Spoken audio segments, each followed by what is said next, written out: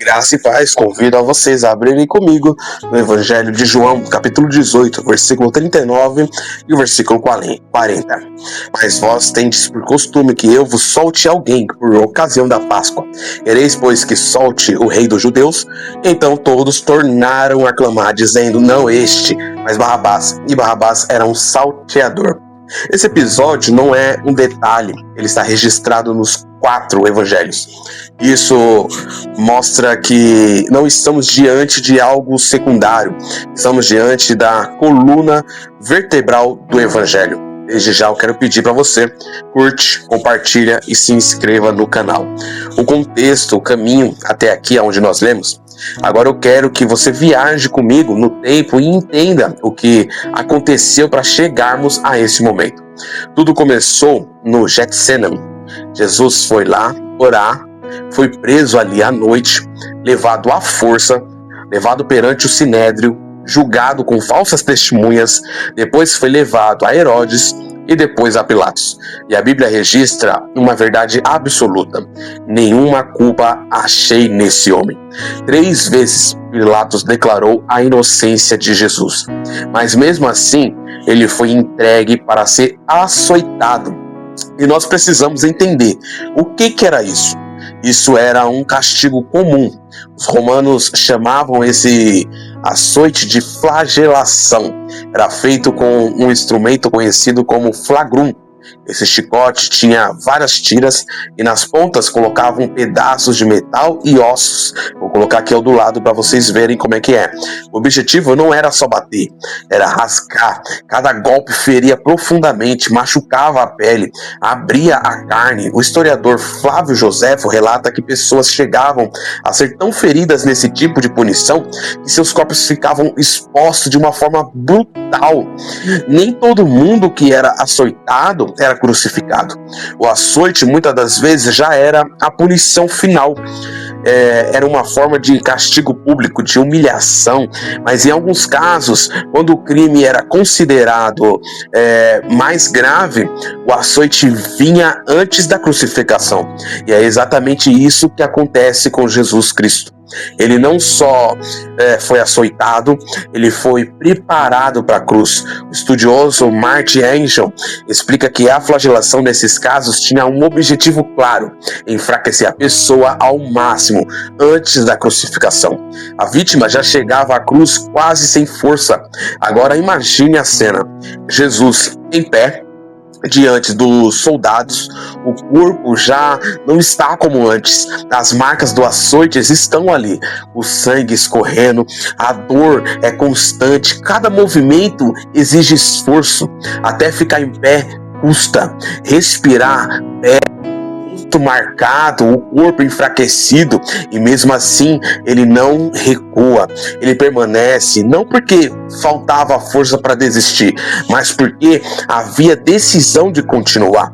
Ele suporta porque sabe por quem está sofrendo, ele sabe o caminho, ele sabe o fim, ele sabe o preço, e ainda assim ele continua, sabendo todo o caminho. Não foi só dor física, foi entrega. Ele poderia parar, mas escolheu seguir. Ele ficou de pé para que não precisássemos cair na condenação. E depois vem a cruz. A cruz não era para qualquer um, ela era reservada para os piores criminosos, perigosos, rebeldes contra o império. Era uma morte pública, vergonhosa, dolorosa, e havia um detalhe na cruz: colocavam uma placa acima da cabeça com o motivo da condenação. Era para todos verem, era um aviso, era um exemplo, mas aqui está o ponto que nós precisamos entender. Jesus não estava ali por um crime dele, ele estava ali por causa do nosso. A dor não foi aleatória, o sofrimento não foi o exagero, foi o preço. Cada ferida, cada golpe, cada passo tinha um propósito. Ele sofreu o que não merecia para pagar o que era nosso. Agora entenda o cenário que estamos vendo aqui. Todos os anos, na Páscoa, um culpado era solto. Era um costume romano, um ato político. Mas naquela Páscoa, algo fora do comum acontece. e algo que ultrapassa a lógica humana. A Bíblia, ela diz que Barrabás era um salteador, mas o nome dele revela algo mais profundo. Barrabás, ele significa filho do Pai. Naquela manhã não havia apenas dois prisioneiros, havia dois filhos do Pai. De um lado, Barrabás, um homem da rebelião, um homem da violência, um homem marcado pela culpa e que merecia estar ali, merecia aquela condição. Do outro lado, Jesus Cristo, o verdadeiro Filho, o Pai Celestial, o verdadeiro Filho do Pai Celestial, aquele que não tinha pecado, aquele que não tinha culpa e que estava ali sangrando sem ter feito nada de errado.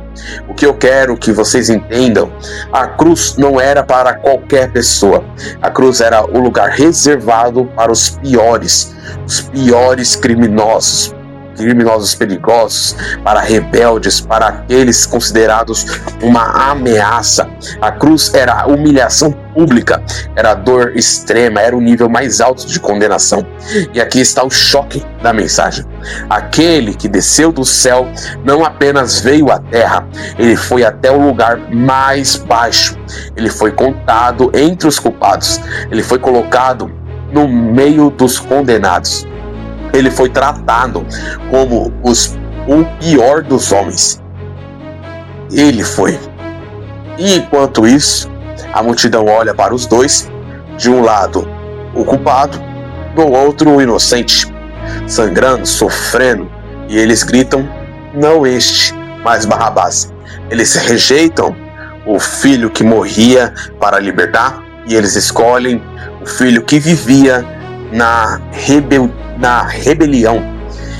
E essa escolha não revela apenas quem eles eram, revela quem nós somos. Porque muitas das vezes o homem continua escolhendo aquilo que afasta de Deus, mesmo quando a verdade está diante dele. E aqui eu quero iniciar o primeiro tópico. Eu coloquei como título desse primeiro tópico o perfil, o espelho da rebelião. Agora eu quero que nós olhemos com atenção para quem era Barrabás. A Bíblia diz que ele era um salteador, mas essa palavra no original grego é lestes. Isso muda completamente o entendimento.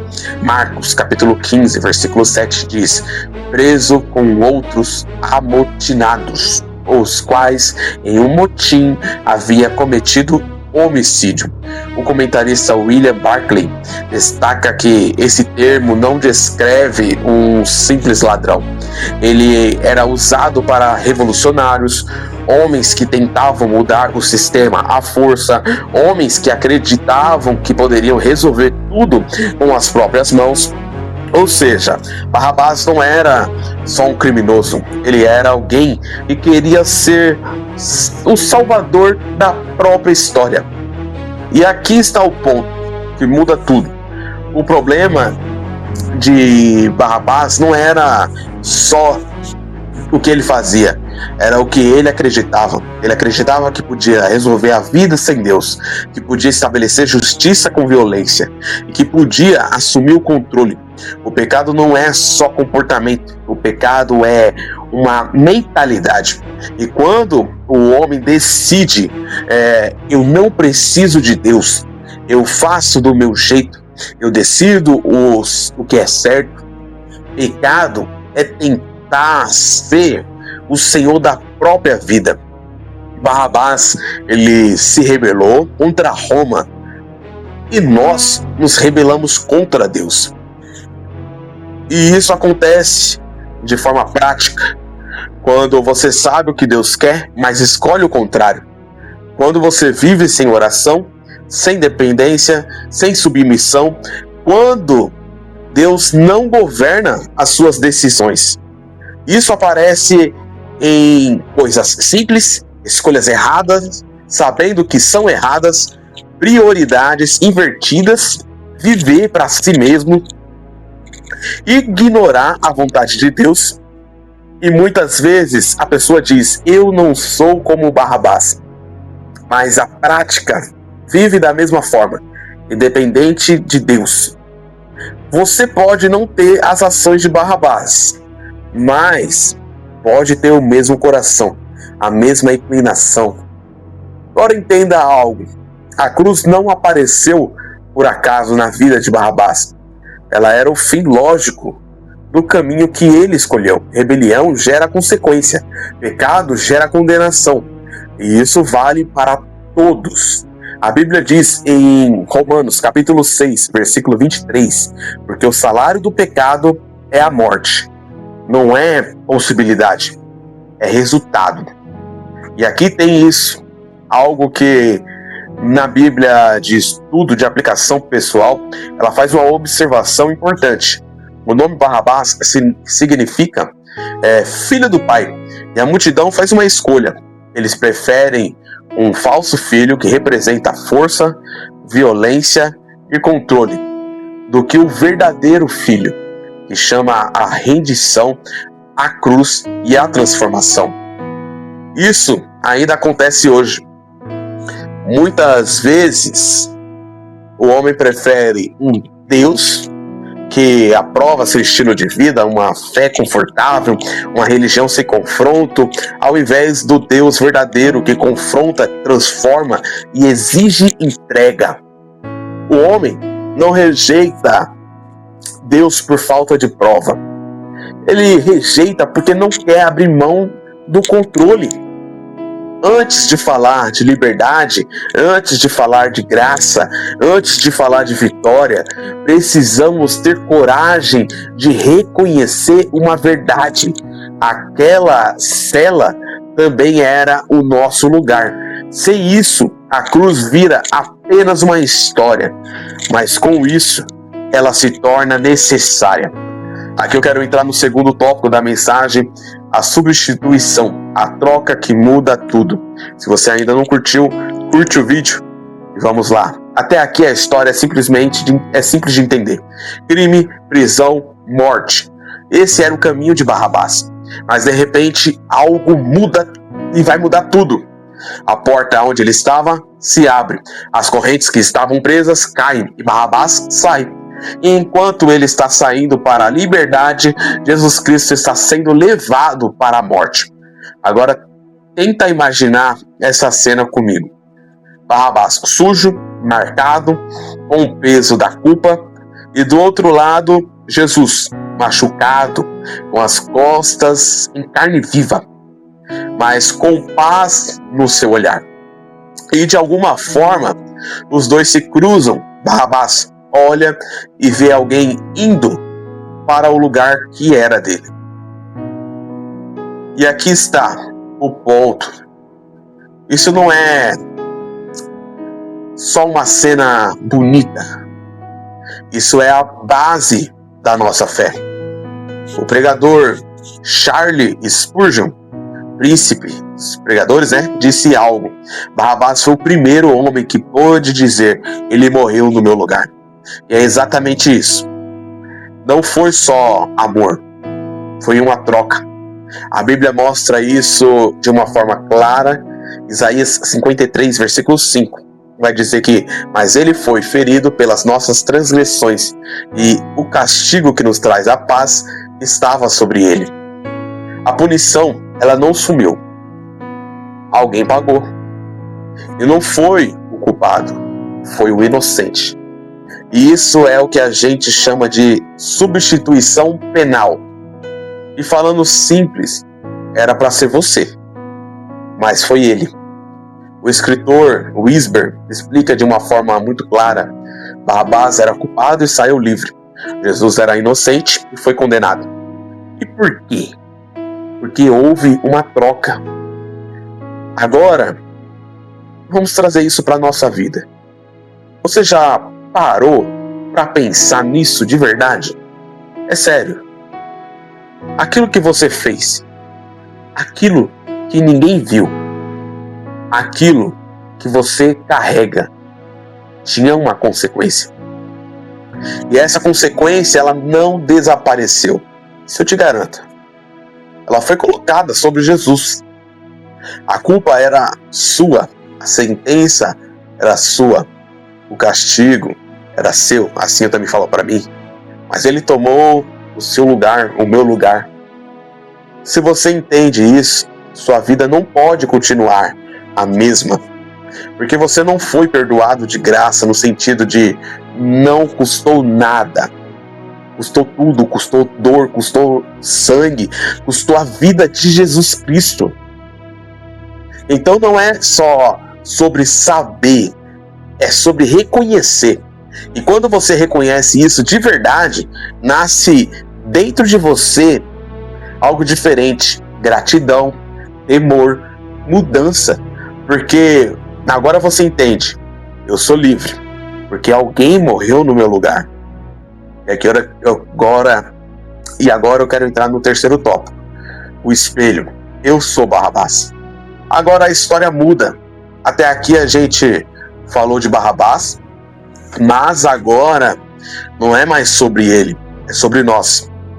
Por quê? Se você olhar para Barrabás como alguém distante, você perde o sentido da cruz. A palavra de Deus diz em Romanos, capítulo 3, no versículo 23, todos pecaram e destituídos estão da glória de Deus. Em Romanos, capítulo 6 também, no versículo 23, o salário do pecado é a morte.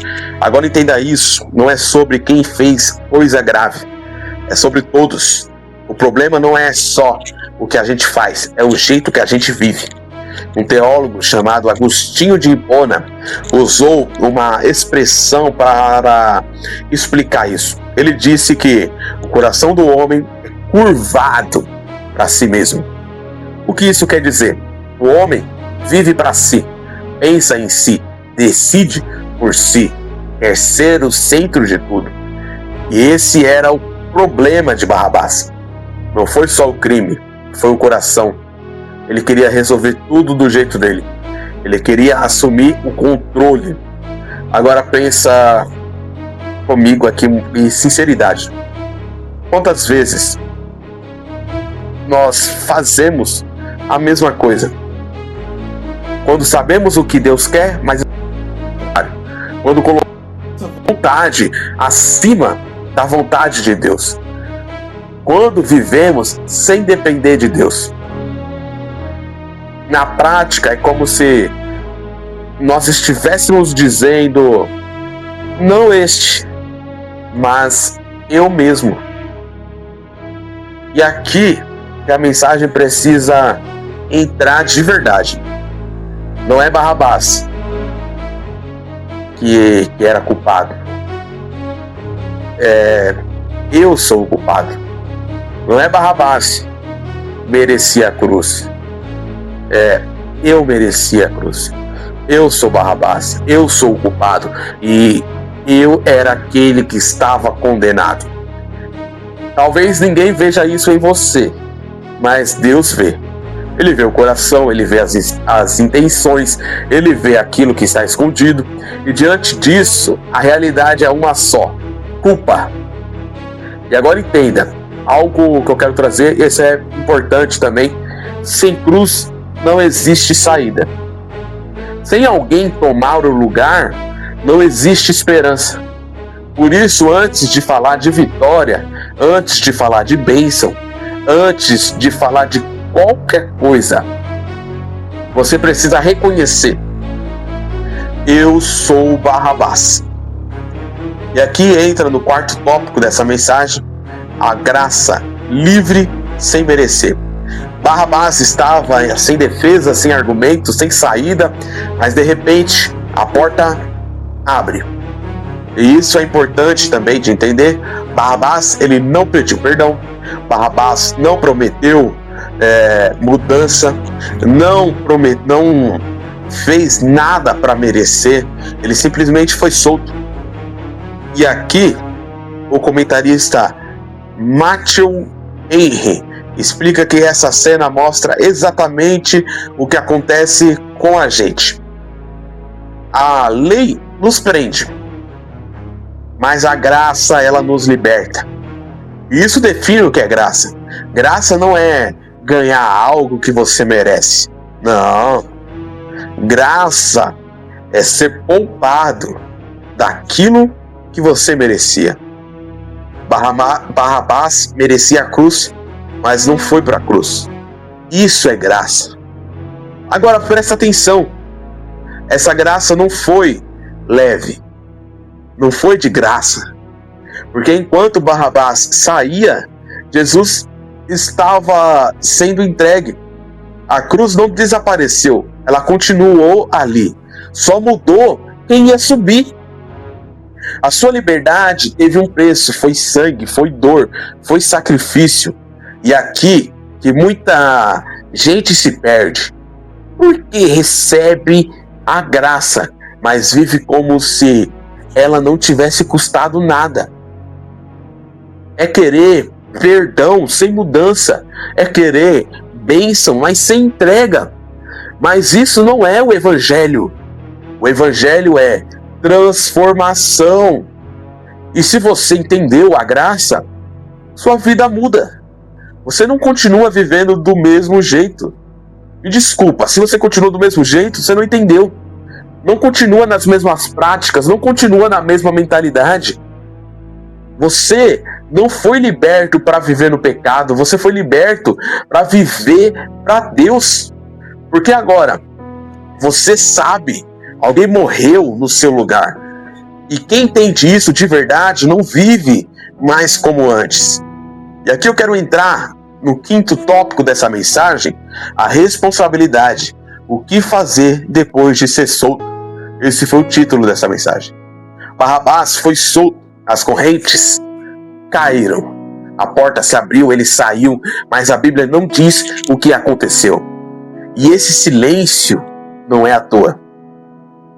É como se Deus estivesse dizendo: agora a continuação dessa história é com você. A pergunta não é o que Barrabás fez. A pergunta é o que você vai fazer com essa sua liberdade. Porque você também foi alcançado, você também foi poupado. Alguém também tomou o seu lugar. E agora? A palavra de Deus diz em Lucas, capítulo 9, versículo 23: negue-se a si mesmo, tome a sua cruz e siga-me. Agora entenda isso. Ser livre não é fazer o que quer. Ser livre é viver do jeito certo. Liberdade sem direção vira perdição. Não faz sentido sair da prisão e continuar vivendo como um preso. Não adianta. Não faz sentido alguém morrer no seu lugar e você viver como se nada tivesse acontecido. Isso não é só incoerente, isso é desprezar o sacrifício. E aqui entra o ponto mais forte. O comentarista Wisber, ele traz uma pergunta que fecha tudo. A pergunta mais importante não é histórica, é pessoal. O que você fará da sua vida agora que sabe o preço que foi pago? Agora responde isso dentro de você. Você vai voltar para a velha vida, para os mesmos caminhos, para as mesmas escolhas? Ou você vai viver de uma forma diferente? Porque quem entendeu o preço não vive mais como antes. Quem entendeu o sacrifício não trata a vida de qualquer jeito. Quem entendeu a cruz muda. Alguém morreu no seu lugar. Alguém sofreu no seu lugar. Sofreu. Alguém carregou o que era seu. E agora a sua vida precisa responder a isso. Você foi solto, mas agora precisa decidir como vai viver. Quero entrar agora na conclusão dessa mensagem. Naquele dia, um culpado foi solto e um inocente foi condenado. Isso não foi um acidente, foi propósito. Jesus Cristo sabia, ele sabia da cruz, ele sabia do sofrimento, ele sabia do peso, mas ele veio. Mesmo assim ele veio. E não apenas veio do céu, ele desceu até o lugar mais baixo.